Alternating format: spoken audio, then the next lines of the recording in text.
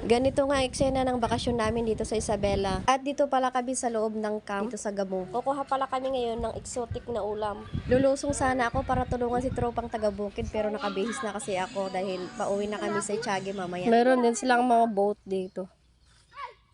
Tapos mga cottages. Pasintabi po sa mga hindi kumakain ng kohol.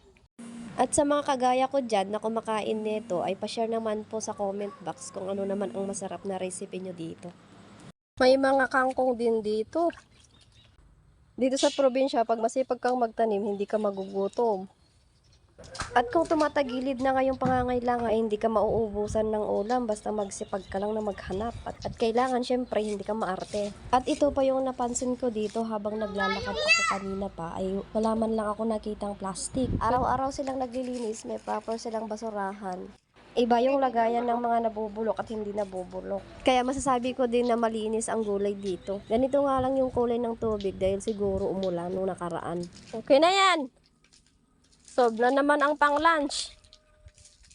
Anong masarap na luto niyan? Kangkong.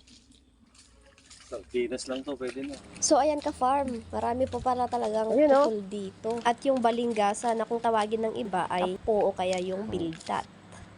Solve ang ulam. May kuhol na, may kangkong pa.